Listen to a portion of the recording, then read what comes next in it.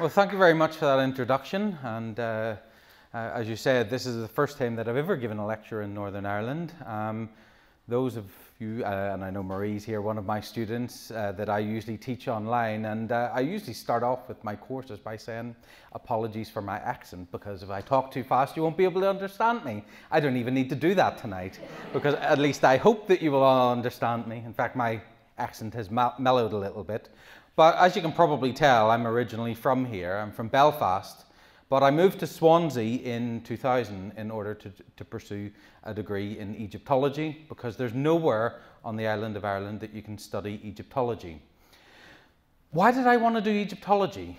Well, I'm sure many of us will be very familiar with this lady, Tutankhamun.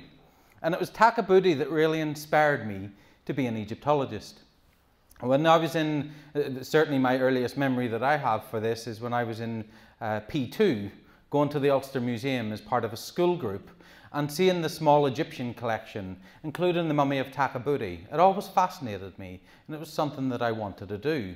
That and dinosaurs, and I think that kind of fascinated most kids, and still does. And when we were talking about the mummy that was brought over in the bag today, it wasn't a real mummy. It was actually a dummy mummy, which we use at the Egypt Centre in order for the kids, school groups who visit the museum in Swansea, to carry out a mummification on this rag doll. Again, very inspiring, but also educational for them at the same time. So here we are in 2000, going to the Egypt Centre at Swansea, where they have a collection of around 6,000 objects. A wee lad from Belfast going there, very young, as you can see in the photograph from the left-hand side, when I started off as a volunteer in the museum, to a photograph that was taken this year, where I am now the curator of the collection of 6,000 plus objects from ancient Egypt. So this is a dream for me to really be an Egyptologist, to be working in a museum. And it's also a real privilege to be back in Northern Ireland and giving a talk in the place I was born. So the talk today is really a general one about ancient Egypt, which I'm sure many of you are quite fascinated about. Out of curiosity though, how many people have been to Egypt? If you want to stick your hands up. So probably about 15 or so people have been here. There's still time for a lot of yous. Yeah, so hopefully you can make it out there. It's a fantastic place to visit, and I'd certainly highly recommend it. As I'm sure you all know, Egypt is located in Africa on the Mediterranean coast. And here we can see some of the sites and the geography of the country. It's one of the largest countries in Africa, but also, of course, the most well-known in terms of its history, its geography, its location, etc.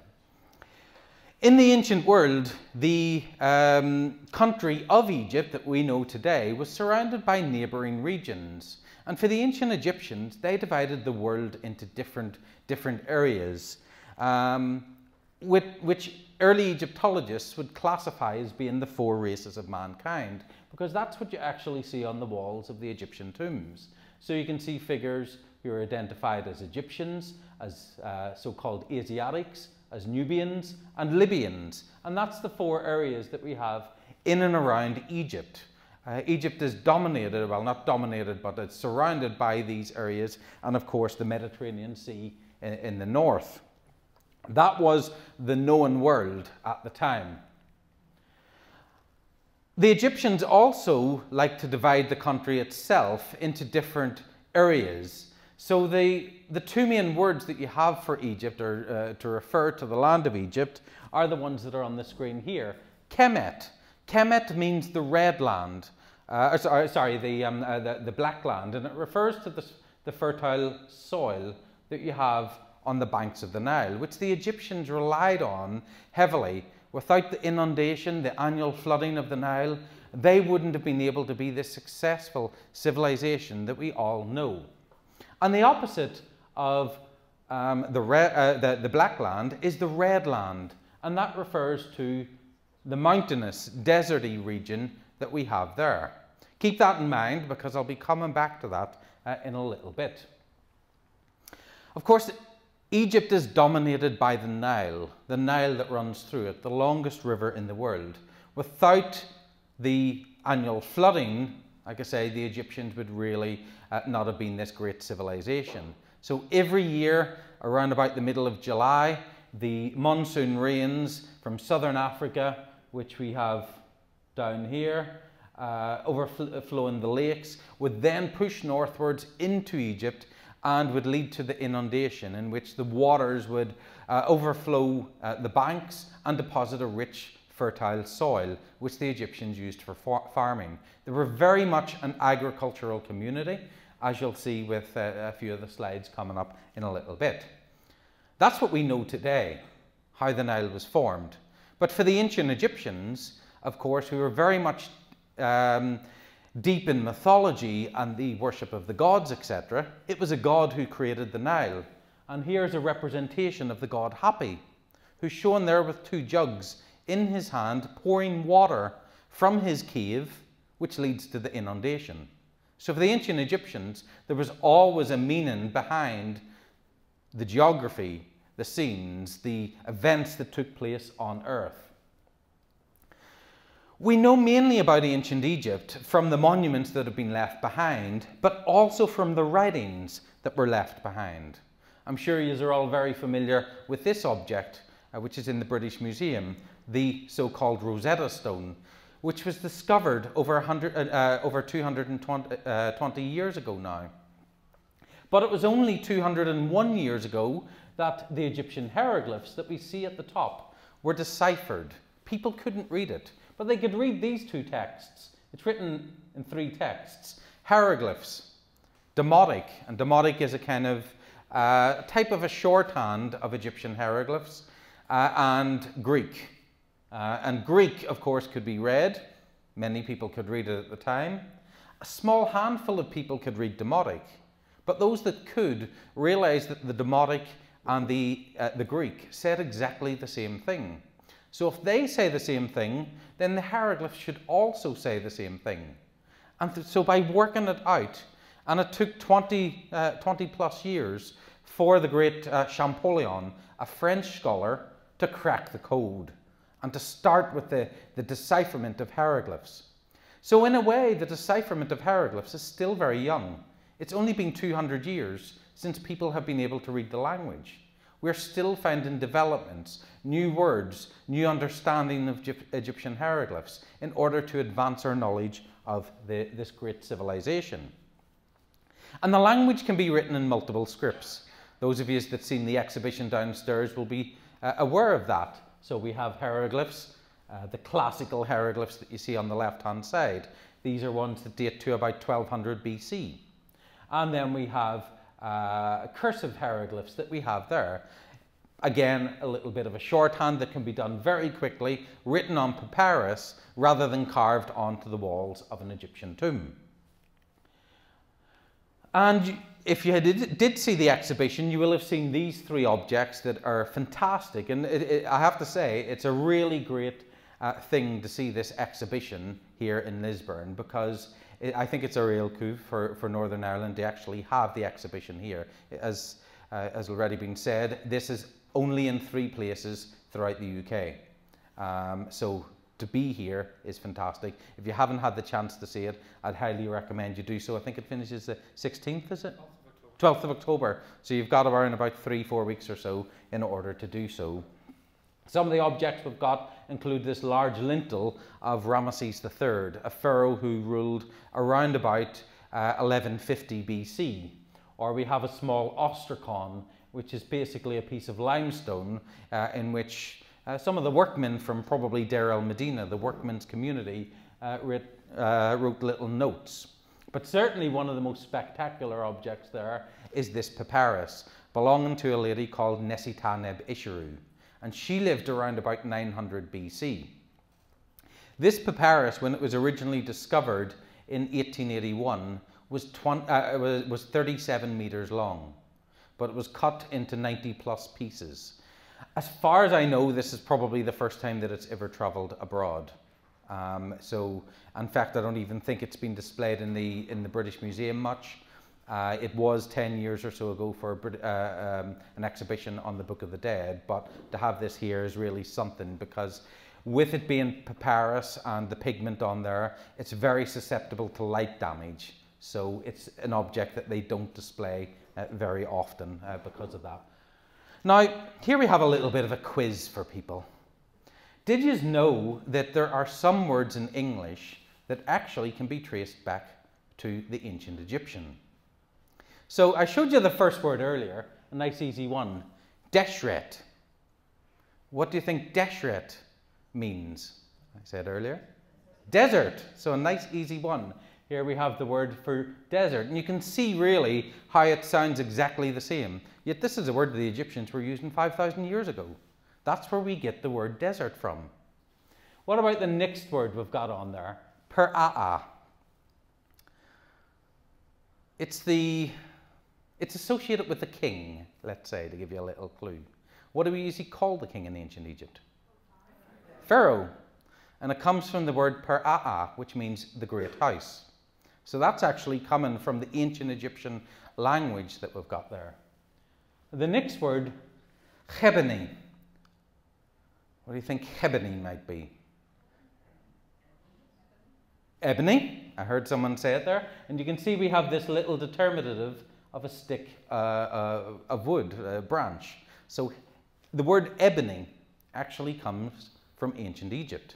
There's actually quite a lot of words that come from it. Here's the next one that we've got on here. Sesh. Now, I'll give you a little clue. This determinative indicates that it's a piece of textile. So sesh. Sash. The word sash comes from ancient Egypt. So, and then the last one that I've got on here, this is a personal name. This is somebody's name. Session. What does that sound like? Susan? Any Susans in the room? We've got a Susan. Do you know what Susan means? Lily? Exactly. And you can see here that the Egyptian word for lily is actually session. That's where the word Susan comes from, and then it's later used in the Hebrew.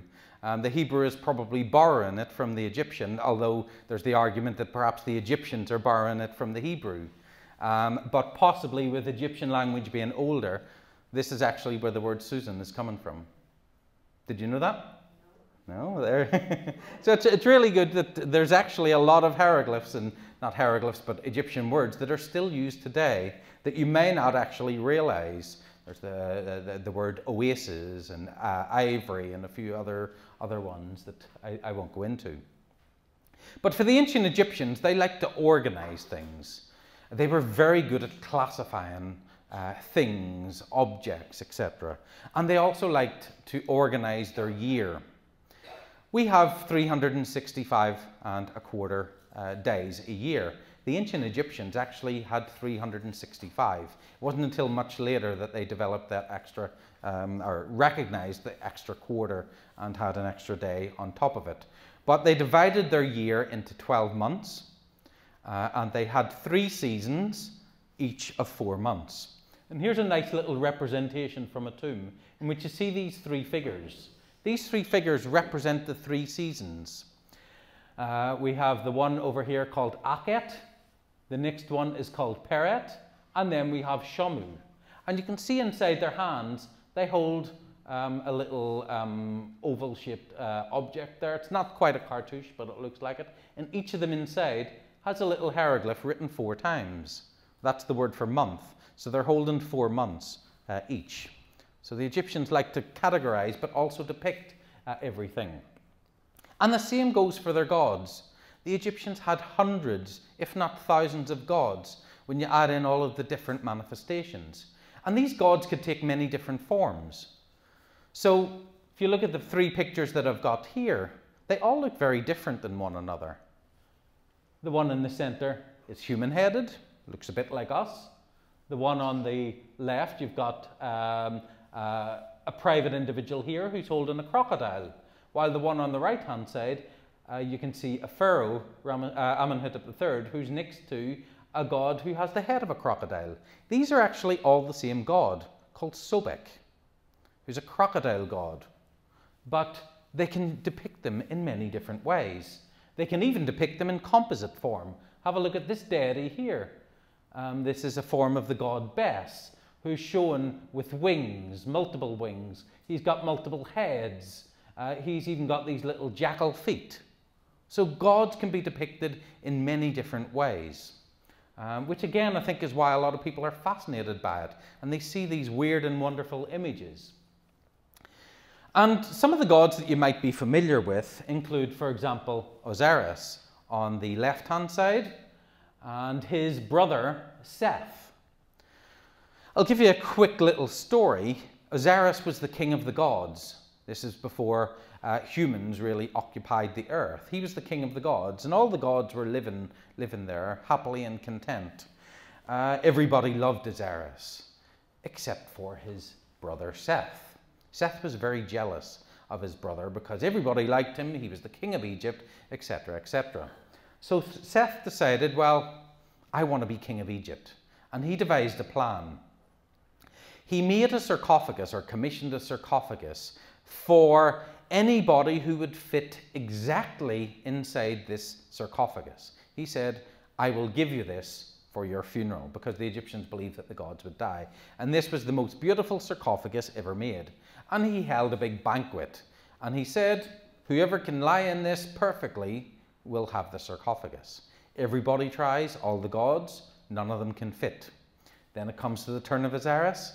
He gets inside and he fits exactly, because Seth has managed to get the measurements, probably knows him as his brother, but also from his wife, and has this coffin made exactly for him. As soon as he's inside it, he shuts the lid, seals it shut, throws it into the Nile, and basically kills Osiris.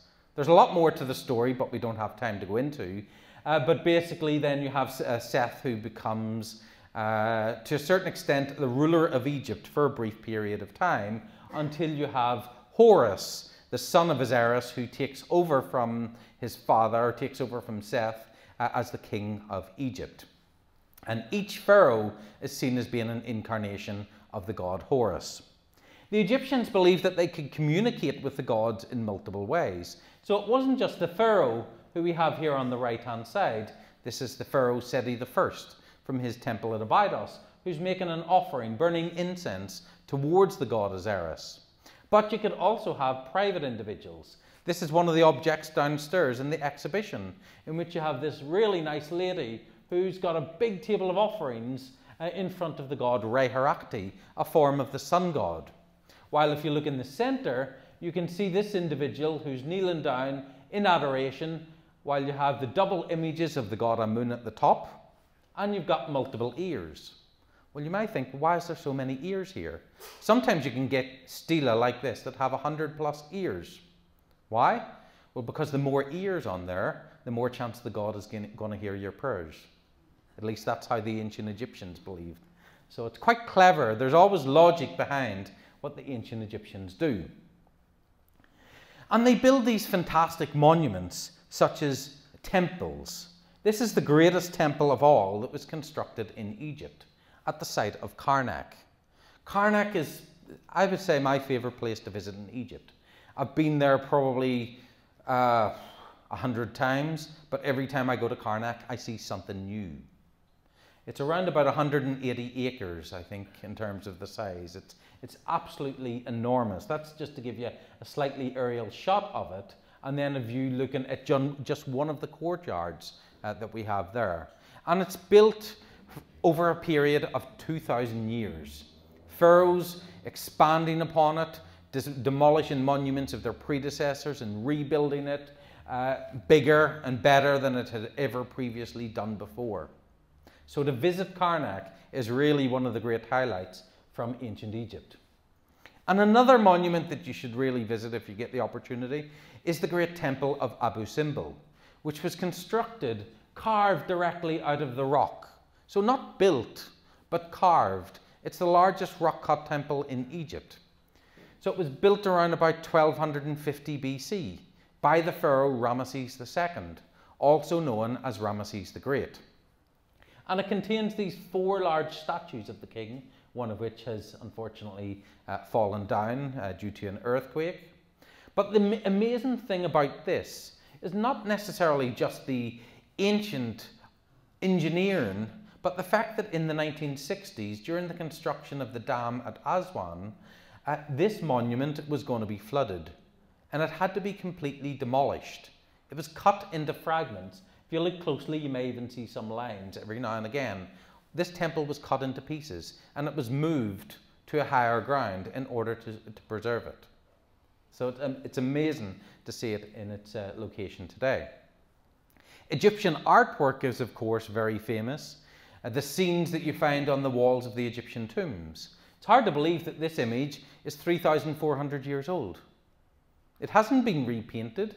It hasn't been touched up. Yes, it's been conserved in order to consolidate it so that the plaster won't fall off, but that is all the original pigment. And it depicts a man here called Nebamun, accompanied by his wife and their daughter, out hunting in the marshes. Has anybody got cats? A few people? Do your cats bring you birds back? Yeah? Does any of your cats bring 3 birds back at one time? This is quite a clever cat, that one. You can see that he's jumped in the air and he's caught 3 cats all at once. So it's not your average cat. And in fact, it's not really an average cat, because recent analysis that were carried out on this object, I say recent, about 20 years ago at the British Museum, actually revealed that this cat, yes, it might be a pet, but for the ancient Egyptians, it was also a representation of a god or a goddess, because her eye is actually gilded with gold. So it's not simply painted, but it's the Eye of Re, the manifestation of probably one of the goddesses, Bastet or Sekhmet, who could take the form of a cat. So it's a really stunning piece, as is this one.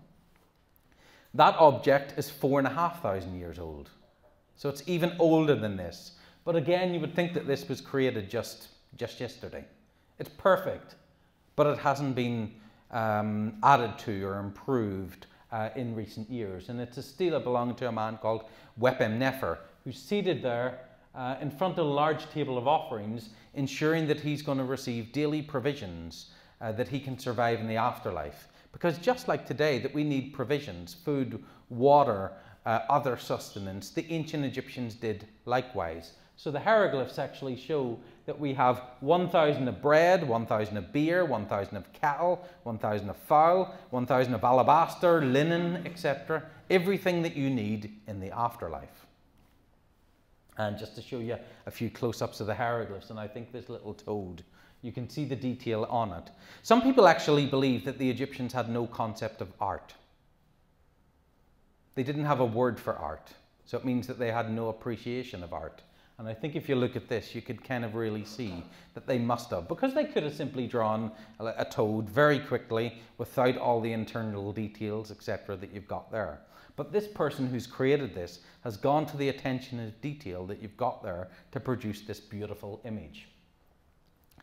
Then we come to Egyptian festivals. So I've mentioned the gods, the hundreds of gods that were worshipped. Now, if you've got hundreds of gods, that obviously means you've got hundreds of festivals. And in fact, it does. The Egyptians liked a good festival. They liked the party. Herodotus tells us that they had a festival 1 in every 3 days. Now, that doesn't mean that every member of the population would have been involved in these. Some of them would have been localized, not throughout the whole of the country. Some of them may have lasted for 15 days. The priests being involved in 12 of them, maybe the public in 3 of them. So it's not as if the Egyptians are partying all year round. But we do have festival calendars, such as this one at Kamumbo, which show us the different dates, who they were associated with. And we have a lot of pictorial representations. So the first one that I'm going to talk about here is the beautiful Festival of the Valley. This was one of the most important festivals for Egyptians, particularly in the area of Luxor, modern-day Luxor, or ancient Thebes, as it was also called. I put the Egyptian name up there, Kheb Nefer and Inet. That's what they called, which basically means the beautiful Festival of the Valley. That's the literal translation of it. And it's a festival, like I say, that was associated with the Theban region, that took place from at least the Middle Kingdom. possibly even earlier, and the Middle Kingdom starts around about 2000 BC. So this is an old festival taking place in the country. We've got a lot of information about it from tomb paintings. This is actually a scene coming from a tomb. I've taken the image of these two girls dancing. There was a lot of partying, dancing, etc. that was taking place at it. So more specifically, it started from the site of Karnak. Karnak, the great temple on the east bank of the Nile. And during this festival, what would happen is the images of the local gods who were worshipped within this temple, Amun, along with his wife Mut, and their son Khonsu, would travel across the river in boats, directly across, up here to the temple of Hatshepsut at Deir el-Bahri, or in the Middle Kingdom to the temple of Mentuhotep II, just next door to it. And they would stay there for a number of days, have a nice time, and then they would depart and go southwards to a place called Medinat Habu. Now, along the way, they would be passing lots of temples, as well as the tombs of the nobles, the individuals who were buried there, and people could participate within this. And then it would be back across the river again, this time to Luxor Temple, and to complete the full circle, back up to Karnak again. So it was a journey that took several days, almost 2 weeks really, for this whole festival, depending on which period of time we are dealing with. And we have lots of people celebrating. Here's a nice depiction from an early 18th dynasty tomb at a place called El Kab. So we're talking around about 1500 BC. What do you think these people are doing? Someone say drinking there? They are drinking, and in fact, you can see that we have little captions above their heads, and they're going to tell us exactly what they're doing. This one says, drink until you're drunk, make festival. The other one next to it says, give me 18 jars of wine, to be drunk is what I continually desire. The place within me is of straw. So they think that they can drink so much because they've got a nice sturdy stomach for it. And that's what the little captions will give it, telling us what is actually happening. Now, the beer and the wine in ancient Egypt wasn't very strong. So yes, 18 jars of wine, you would be thinking, well, you'd be totally drunk at that point, but it's probably not very strong. And it could be very small jars of wine that they're also dealing with. But that being said, the Egyptians like to overindulge sometime in drink. And they even have a festival of drunkenness. So, which fits in with that. Why a festival of drunkenness? Well, again, this connects in with Egyptian mythology. And I'll tell you a little story again. There's basically, when the gods are slightly ruling over the country, there's still mankind who are around, because the Egyptians believed that the gods couldn't exist without people, because you needed people to worship the gods. And so you've got people on earth, and they are worshipping the gods. But the sun god Re, who's the most powerful god of all, he starts to grow old. His hair is grey, his bones are a little bit weak. And according to the Egyptian myth, people start laughing at him. They're not respecting him anymore. So he gets his council of gods together and he says, what shall we do? And the smartest god of all, Thoth, he says, well, why don't you get your daughter Sekhmet, who takes the form of a lioness. Now, the Egyptians didn't worship animals. They didn't worship cats, cows, as many people think, but they worshiped the concept of those animals. So Sekhmet is the goddess of war and destruction, who takes the form of a lioness, because it's the lionesses that go out hunting. They're not worshipping the lioness. It's just the form that she takes. And she's basically hungry for killing people. So the gods send her out to kill lots and lots of people, to punish them. And then the gods realize, actually, if she keeps continuing, we're going to have no people left, and there's nobody going to be able to worship the gods. And if nobody can worship the gods, then we're going to die, because that will happen eventually. And so the gods tell Sekhmet to stop, but she's so thirsty for blood, she doesn't want to stop, and she continues. And then they go to Thoth again, the god of wisdom and knowledge, and he says, get lots and lots of wine, mix it with red ochre so that it looks like blood, and pour it out over the fields. They do that, and Sekhmet sees all of this blood, and she starts drinking it until she gets violently drunk. And she decides she's got the worst hangover ever. I never want to drink again. I'm not going to kill anybody. And the human race is saved. So every year, to mark this occasion, the Egyptians have a festival of drunkenness. As you do. I see some of you looking and probably thinking, I'm making this up. I'm not making this up. This is true. And here's another scene of some people at a festival enjoying themselves. Lots of music and dancing, etc. And drinking, I'm sure, on the top row there. Some people. What happens when you drink too much? Just like poor Hathor, or Sekhmet. You can see someone has had a little bit too much and has turned around and thrown up, unfortunately, on top of her colleague. Almost. Yeah, and that does happen. You do have representations of people being sick. So, yeah, like everybody. And of course, it's a Friday night. I'm sure everybody is going to be nice and responsible a little bit later. But going back to the gods, now we know that the Egyptians had hundreds of gods here. And I have a pharaoh here who's worshipping a god on the right-hand side. But who is that god? And this is quite interesting, because this is the pharaoh Ramesses II, but he's actually making an offering to the god Ramesses II. He's making an offering to himself, because the Egyptians believed that the pharaoh was also an incarnation of the god Horus, but in his own right, the pharaoh was a god. You don't see it depicted so often. The two main pharaohs that do so are Ramesses II and Amenhotep III, two of the greatest rulers in Egyptian history. But it does seem a little strange when you've got the king making an offering to himself. There's his cartouche directly in front of it, but this time he's got a little disc on top of his head to show us that it's his divine form that we're dealing with. And with the pharaohs, we're very fortunate that we know lots about them because their names have survived on monuments. This is a king's list that was written around about 1290 or so BC during the reign of Seti I. And it gives us the names of 76 kings. Some of the greatest rulers in Egypt are mentioned on here. So we have Khufu, the builder of the Great Pyramid at Giza. His son, Djedefre, Khafre, the builder of the second pyramid at Giza. Menkaure, etc., etc. These are all the 4th dynasty and 5th dynasty kings that we've got up there from 2600 BC. It's not giving us any details about them, except for their name there. But we have other monuments, other objects which do give us details. This is one of the most important objects coming from ancient Egypt. From the very beginning of Egyptian history, this dates to about 3100 BC. This is when the first pharaohs started to emerge from Egypt. And it belongs to a man called Namer. Namer, whose name is written up there, meaning something like angry catfish. Not the most impressive name in English, but perhaps it was in ancient Egypt.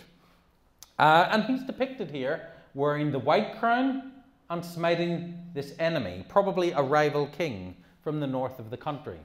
And on the opposite side, he's shown wearing the red crown. These are the two crowns of Upper and Lower Egypt. And Egyptologists used to believe that this was a representation of a king who had unified the country for the first time. We now know from other archaeological information that the unification of Egypt took place several decades, if not 100+ years before this event. So it's mainly commemorizing it. And we know about the Egyptian tombs, something that the Egyptians are most famous for.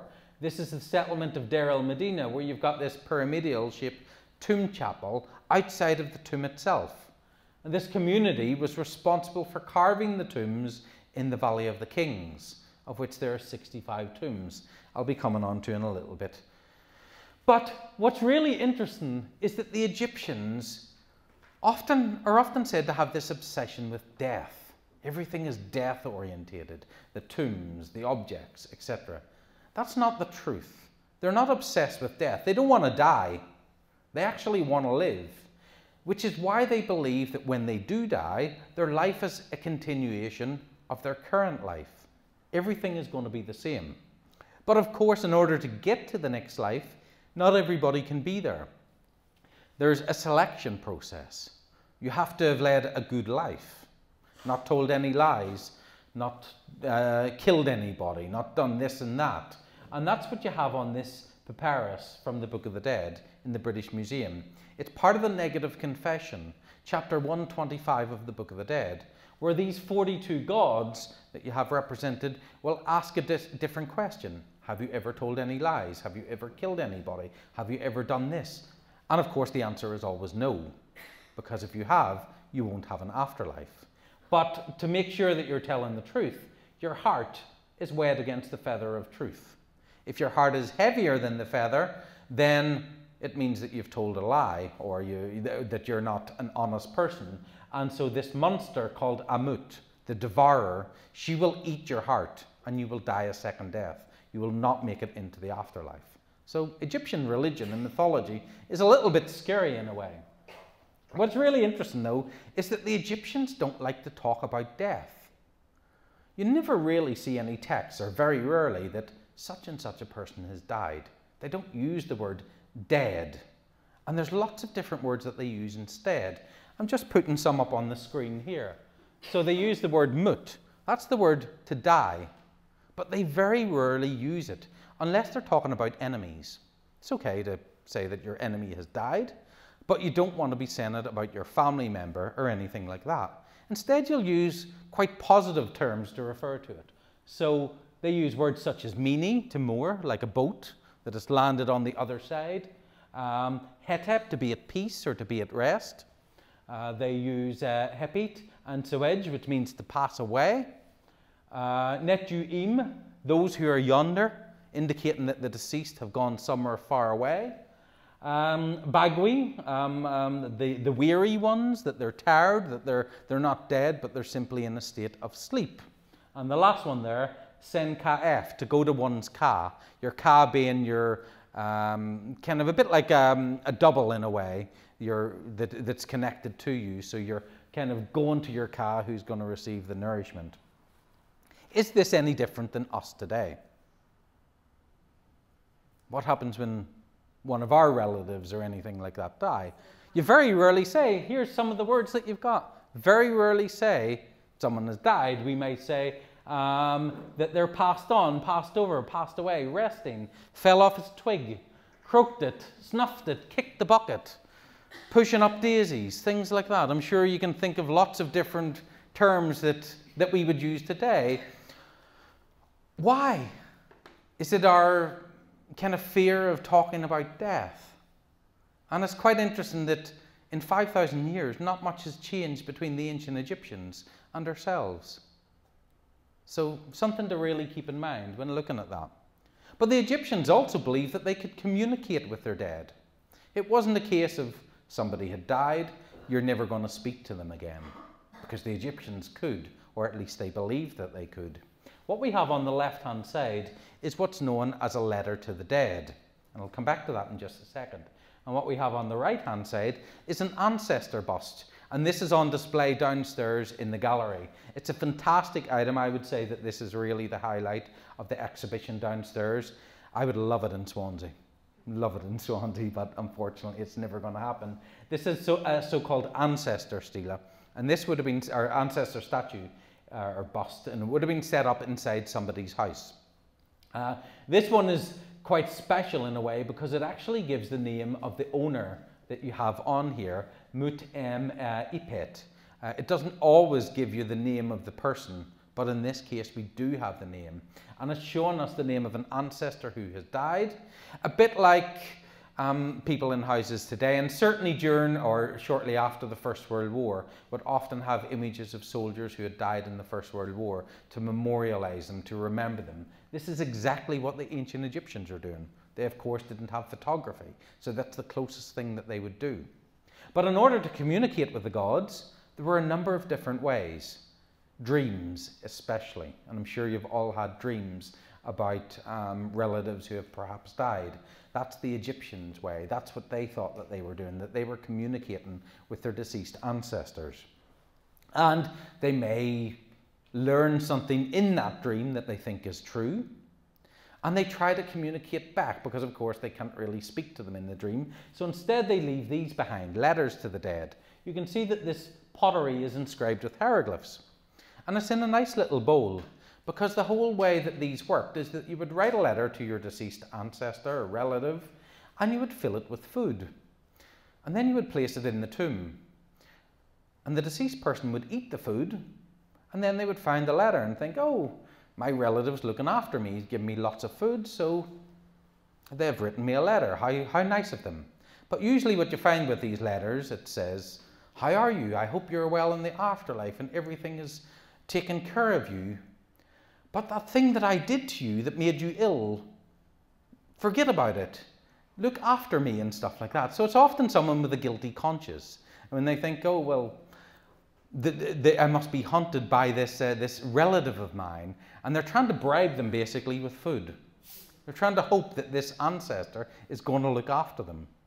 So they're quite fascinating letters. There's not many of them that have been found, only around about 30. But they do give us a little bit of an insight into the mind of the ancient Egyptians. And as to where the ancient Egyptians thought that they would go when they died, you saw the term earlier, those who are yonder, which suggests that it's far away. But it's also at the same place, because the Egyptians were, as I mentioned earlier, very much an agricultural society. And they believed that they would go to the fields of reeds, fields of malachite, etc. And you can see that there's a lot of agricultural scenes within the tombs of the tomb owners. This is Sennacherib and his wife Nefertiti farming in the fields. They would never be farming in the fields. But they believed in the afterlife that just as in life, there was the potential that you would have to be doing agricultural work. So they're often depicted in such a capacity. But there's just a few of the terms that are used for the afterlife for the ancient Egyptians. And with the tombs themselves, there's lots of different types that we have. This one is 5,000 years old, one of the earliest tombs in Egypt belonging to a ruler just at the end of the first dynasty, around 2900 BC. What you're looking at is the bit underground. It's made out of mud brick, so it's not of stone like the pyramids that you're familiar with today, the great pyramids of Giza and the ones next to it of the queens, etc. What I'm going to do very quickly now, because I know that I'm running out of time, is just just go through a few slides of some of the wonderful things, because I'm sure you know wonderful things is in relation to Howard Carter and what he's seen when he looked through the doorway in the tomb of Tutankhamun in November the 26th, 1922, just over 100 years ago now. And Howard Carter supposedly asked him, what did you see, or what can you see? And he responds, wonderful things. Actually, in Carter's diary, he says that he responds by saying, it is wonderful. So slightly different, but it doesn't matter too much. Yes, it was wonderful things, and we'll see some of the pictures of those in just a second. The Valley of the Kings is the royal necropolis for 500 years on the west bank of Luxor, where there are 65 numbered tombs that have been discovered. Tutankhamun's tomb, number 62, was discovered in 1922. It wasn't until just 15 years ago that number 63 was discovered. So people thought after Tutankhamun's tomb was found, there was nothing left to find. But in the last 15 years, 3 tombs have been identified, albeit the last one is whether there's a debate as to whether it's an actual tomb or not, but we'll leave that aside. And Tutankhamun's tomb is just here. It's right next to a number of tombs in the Valley of the Kings, particularly that of Ramesses the 5th and 6th, that were built later. And so during the building of Ramesses the 5th and 6th, they had to excavate a lot of the debris or the stone in order to really carve this tomb. All that debris was placed on top of Tutankhamun's, which is how it remained buried for 3,500 years. And when they went inside or found the steps, they uncovered the royal seals with the name of Tutankhamun. Howard Carter, on the 4th of November, writes to Lord Carnarvon, his financial backer, saying, at last have made wonderful discovery in Valley, a magnificent tomb with seals intact, recovered same for your arrival. Congratulations. So he actually had to cover up this tomb for 3 weeks while he waited for Lord Carnarvon to come, which I'm sure must have been absolutely both terrifying and frustrating that you have to wait so long to see what is inside, because it was very clear from the seals that nobody had been in this tomb for 3,000 plus years. And in the Valley of the Kings, that's pretty much unheard of. In fact, most of Egypt It's almost unheard of. But when they did go inside and open the doorway, this is the sight that they saw. This is the antechamber, as it's referred to, filled with all of these objects. The various couches at the back, which are lined with gold. You have food offerings down at the bottom to ensure that this is plenty of nourishment. You have various chariots, footstools, boxes. And what I've done over the next few pictures, I'm going to show you some of the colorized images that have been done recently. There were no color photography at the time, but they've been digitally remastered in order to show you what it may have looked like. This is the doorway that leads through to the burial chamber, which is guarded by these two guardians, representations of Tutankhamun on either side. There's Lord Howard Carter as he's breaking through into the burial chamber, and you can just about see the gold shrines that are directly behind, fill in the whole room beyond that. Of course, a lot of work had to be done in packing up the objects. It took Howard Carter 10 years to completely excavate the tomb. It's one of the smallest tombs in the valley. The size wasn't the problem. It was the fact that there were around about 5,000 plus objects that were in there. And of course, they're 3,500 years old, so a lot of them are quite fragile. They have to be carefully packed. Oh, what have I pushed? I think I pushed the wrong button there. Oh, yeah, there we are. They had to be carefully packed with linen. They may have had to be consolidated by one of the conservators and stuff who was on site there. And here you can see the conservator who is working on this in order to ensure that the object is going to survive the journey, because it has to travel to Cairo rather than stay in Luxor. Most of the objects are in the Cairo Museum at the minute. They are going to be moved to the Grand Egyptian Museum, which is a new museum in Egypt, which is due to open potentially at the end of this year. So that's at least the latest news, but let's see. It's going to be the biggest museum in the world, and it'll contain all of the objects from Tutankhamun's tomb. And this is the sight that reached them when they got to the burial chamber and they started opening the shrines, and they found again that it was nicely sealed with the stamp of Tutankhamun, or the stamp of the necropolis here, again indicating that nobody had ever been here before. And they're about to enter into the burial chamber, looking into the shrines. There were 4 shrines completely covering the sarcophagus containing the body of Tutankhamun, and the coffins were nested inside one another, a bit like a Russian doll. So it wasn't just one coffin that he was inside, but several, made out of either solid gold or made out of wood, which was then gilded, depending on the one, and then coming down onto the mask of Tutankhamun, this gold mask that is actually covered with all of this jewelry. There were over 100 items of jewelry on his body. There was a wreath that was around his neck, probably placed there by his young wife, Ankhesenamun, on the day of his burial. He was only around about 20 years of age when he died, quite young. We still don't really know why. There's a lot of different suggestions out there, and medical examinations of his body have been undertaken, but it is very much debatable. There's other rooms. This room here is often referred to as the treasury by Egyptologists because it did contain some real treasures in here. This chest of Anubis, which contained some of the linen, some of the clothing that the boy king would have worn. The shrine that you see in the background, which contained his internal organs. Here it is, this shrine contained the canopic jars that were used for the embalming ritual. You've got each side protected by one of these goddesses. This is the goddess Selket that you have there. Absolutely stunning piece of art. And this is one of the canopic jar lids that you have there. You had 4 jars that would have protected his internal organs, his intestines, his liver, stomach, and lungs. Another close-up of one of the Anubis statues that you had there. You can see the detail on this.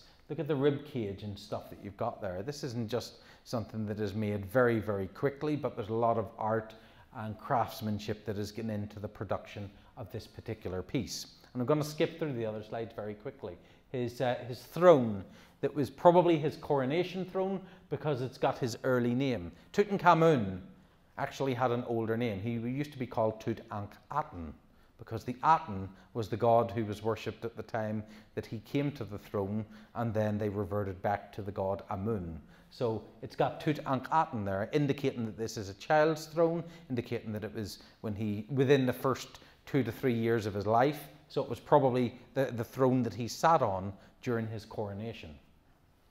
Boxes that are beautifully produced, containing elements of clothing, all the linen, and there was a lot of linen that was found within his tomb, so a nice connection here with the museum. Some board games, in case he gets a little bored. This is a board game of Senate, quite well known, a bit like drafts in a way. The aim of the game to get all your counters off the board. The first person who does so wins. Lots of statues of various different gods. Shapti figures. There were 415 of these found within the tomb. Shapti figures are basically a bit like often referred to as servant figures to do all the work for you in the afterlife. And even though the king is obviously a king, the Shapti spell that you have on here requests that it basically says, "O you Shapti, if I am called upon to do any of the work in the afterlife, to irrigate the fields, to move sand from the east to the west, etc., etc., as a man of his duty, you must say, here I am." And this little Shapti figure will jump up and he will do all the work for you in the afterlife. I'm sure everybody would love a Shapti for their housework. What if I was to say that the idea of Shaptis and the whole belief that these Shaptis could do the work for you in the afterlife inspired a Disney movie? Anybody know what Disney movie?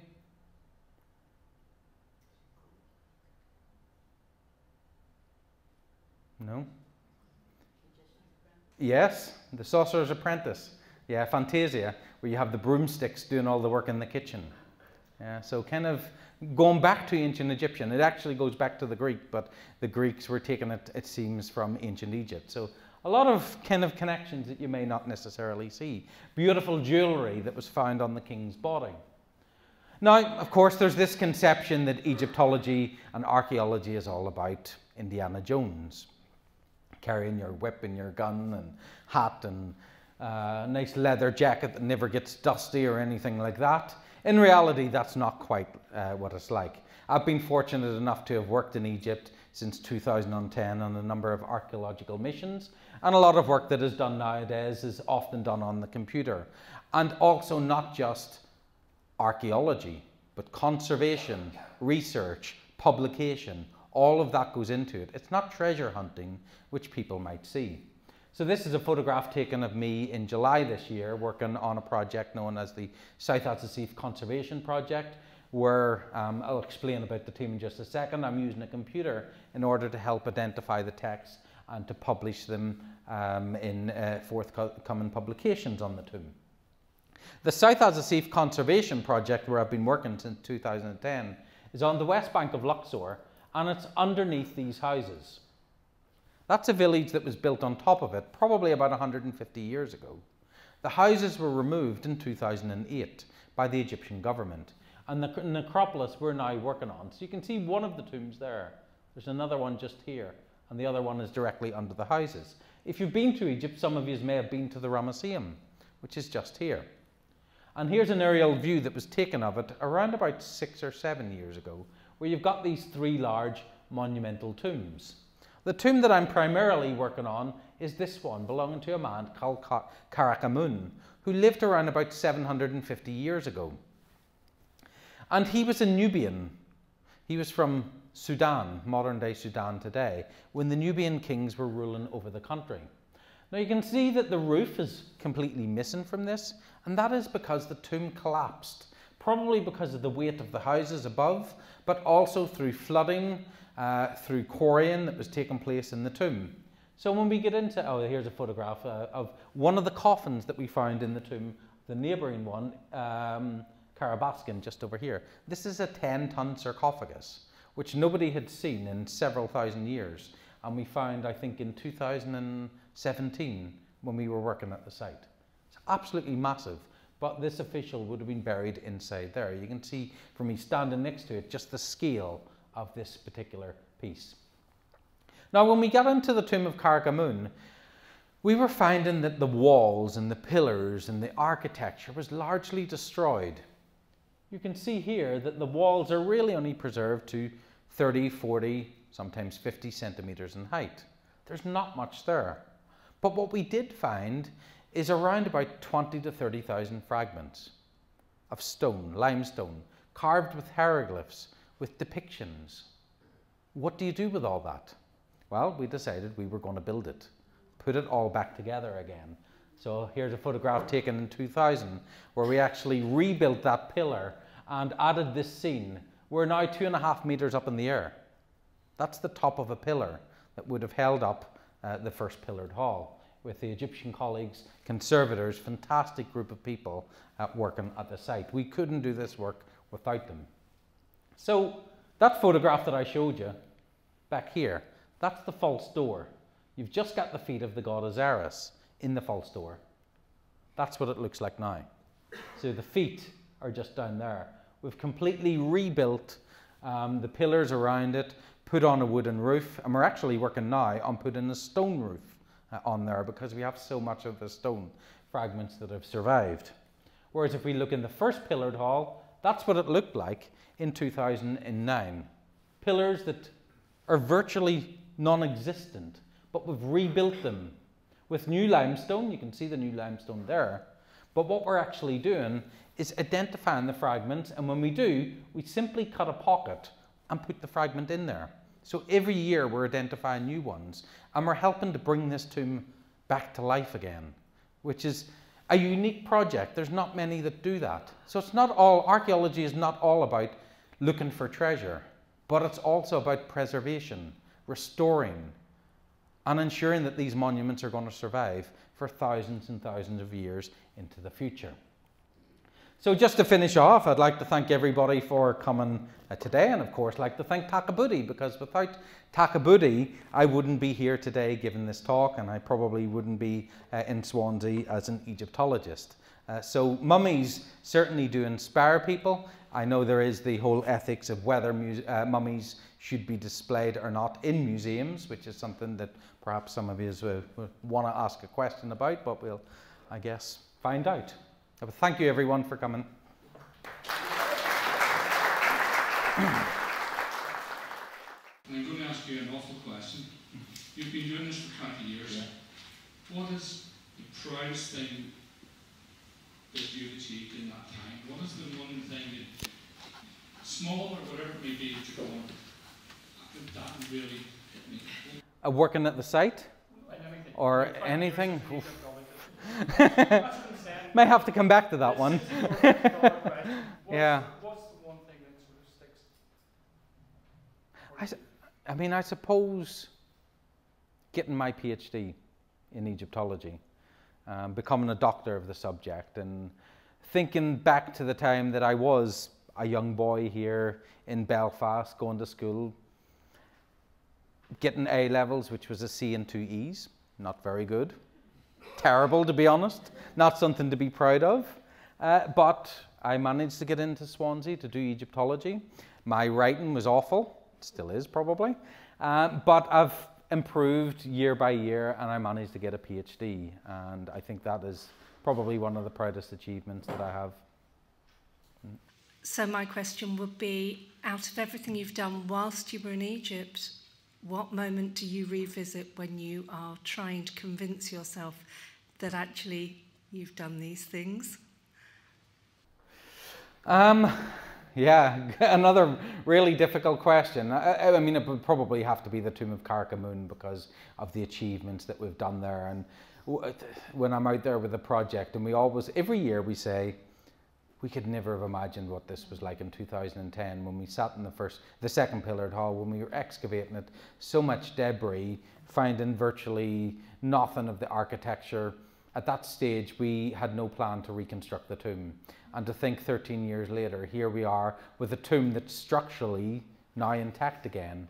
It was never part of the plan back then, but to see it and to walk into that tomb every time, it's still mind-blowing, yeah, to think that we've done that.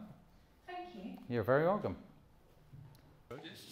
I just was noticing the photograph of Tutankhamun's face, and I wondered, how did they do that? I mean, it's so lifelike. Well, I mean, this is the thing that, which one are you talking about now? The mask, this one here? Yeah. There's a whole debate as to whether it's lifelike or not. It's very clear that the ancient Egyptians did have a different portraiture for each pharaoh. Whether that's what they really looked like or not, we can never really say. But the artisans that you had at the time, these are really highly skilled metal workers or stone workers who don't have distractions from TVs or mobile phones or anything like that, who take real quality in the job and the execution that they're doing. And I think that's why they can do it. They are highly, highly skilled people. And that's something that we can't really forget, that they are the best of the best that are producing these works of art, and they are works of art for the King of Egypt. So it's going to be the best craftsman in Egypt who's producing that. Hopefully that's answered the question. Yeah, I was particularly interested in what you said about the ethics of displaying the human remains in museums, but also how it ties into working within the tombs of people and the sort of like moral and ethics. Obviously, you rebuilding the tomb, you know, rebuilds the tomb for that person, and how does that play in with your work in Egypt specifically? Yeah, very good questions, and there's a couple of things there that you've highlighted. First of all, there's the ethics of the display of human remains. And I should say at the Egypt Centre where we work, we've had a policy since the museum opened of not displaying human remains. That was a policy that was introduced by our curator at the time, Carolyn Graves Brown, when she took over in 1997, and it's been like that ever since. What I would say, certainly at the Egypt Centre, is we don't have any human remains like Takabuti that is a complete body, but instead we have arms, legs, heads, bits that are a little bit too gruesome to really put on display on their own. It's more of a type of cabinet of curiosities in a way that would have been done 100, 150 years ago.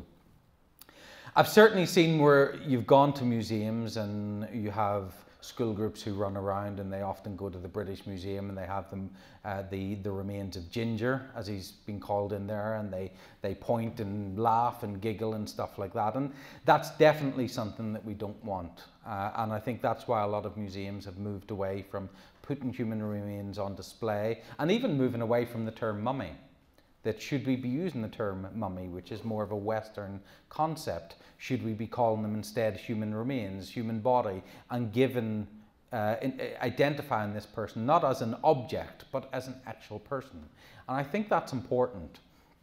I have seen mummies or human remains that have been displayed with dignity, and I think certainly Takabuti is done in a very good way, as are mummies and human remains in the Cairo Museum, Luxor Museum and elsewhere. And another good example is Bristol Museum. What they've got there is human remains on display, but they're in a glass case that you can't actually see the remains until you push two buttons. So you have to actually consciously push those buttons in order to see the human remains, so that it is done with dignity. There's also the issue that the ancient Egyptians believed that in order for someone to have an afterlife, their body needed to survive, but also their name needed to survive. Now let's look at the case of Takabuti. If Takabuti wasn't on display in the Ulster Museum, would her name survive? Would we know of the existence of Takabuti? I'm sure many of you are familiar with it. I know, like I said, a lot of school kids when I was growing up, they all knew who Takabuti was because they'd seen her mummy. If she was in storage, there would be no signage to say that there's a lady called Takabuti. And her name is unique. There's no other individual that we are aware of who has the name Takabuti. It's a really interesting name as to what the origins might be. It's possibly even a Nubian name, not a common one from ancient Egypt. So by having the human remains of Takabuti on display, you could say that we are fulfilling the wish of the ancient Egyptians in that we are causing their name to live, which is the expression that the Egyptians often have on monuments. We are actually putting an exhibition on at the Egypt Centre in 3 weeks' time called Causing Their Name to Live, in which we have objects from 30 individuals on display in which we've been able to reveal their names, because by speaking the name of the dead is to make them live again, is what the Egyptians thought. So there's no right answer in terms of whether human remains should be displayed or not, but if they are displayed, I think it should be done with dignity. As for excavating tombs, and you could say grave robbing, which is what excavating a tomb really is to an extent,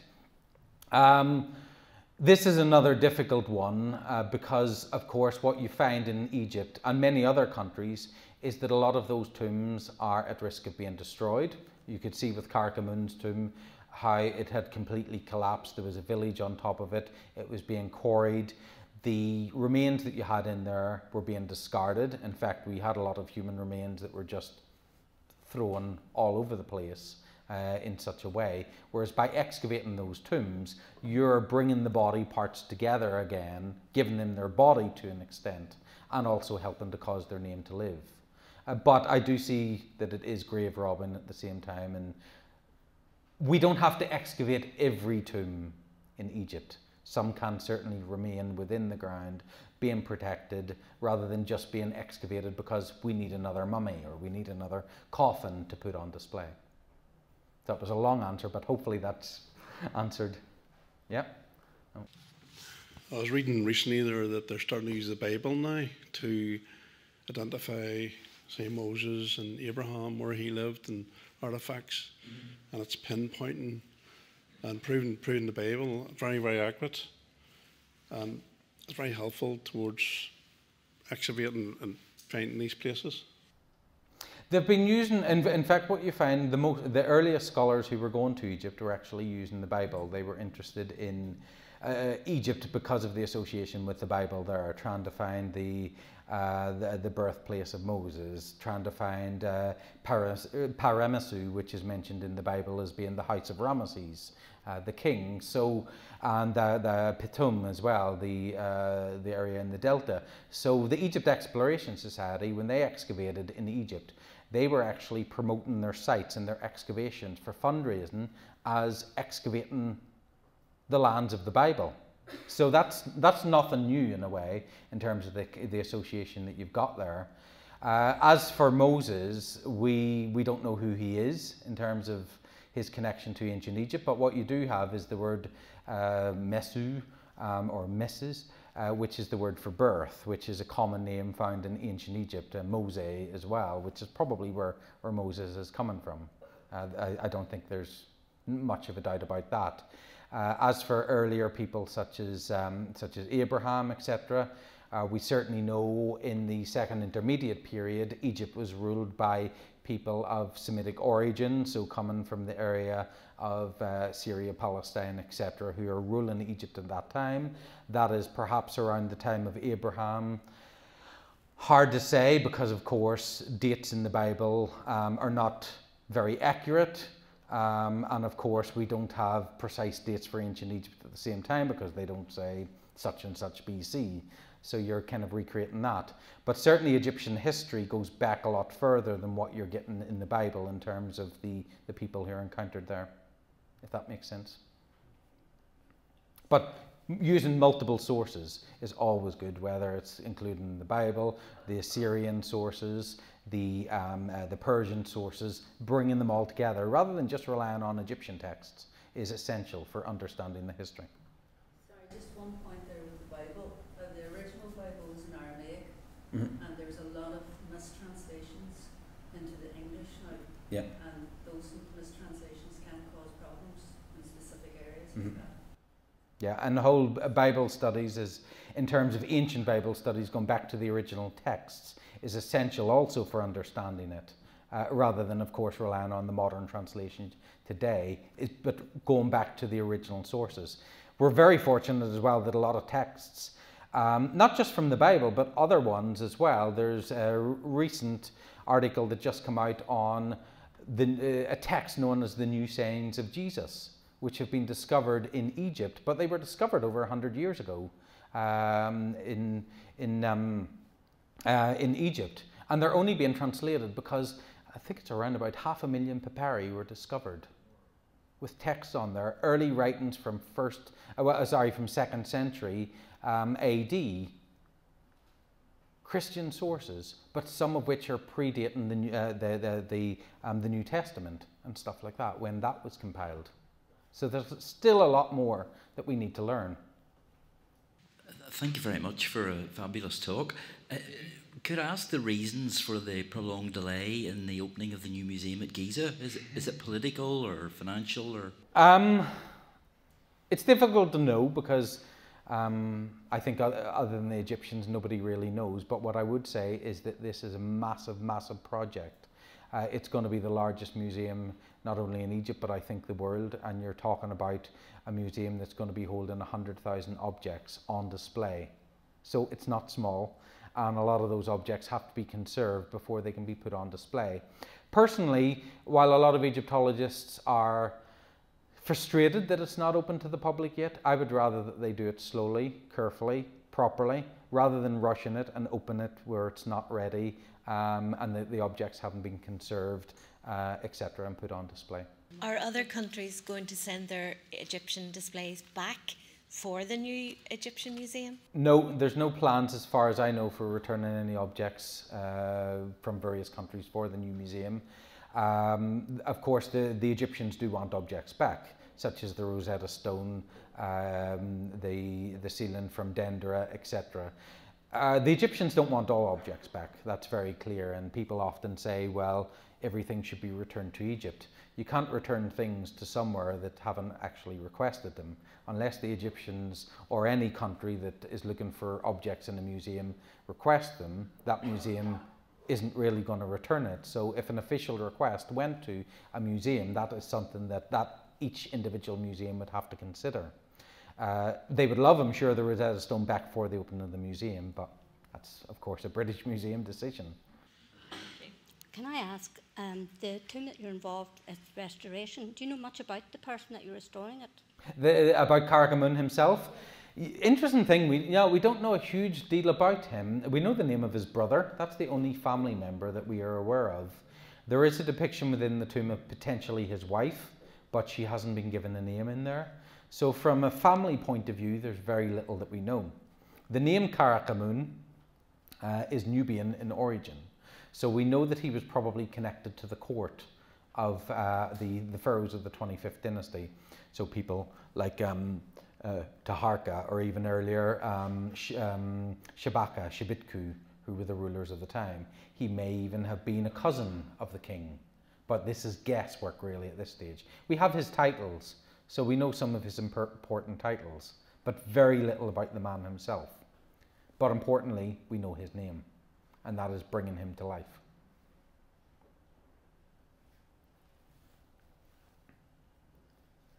Well, like on that topic, there's different suggestions for the origins of the pyramids, where they came from.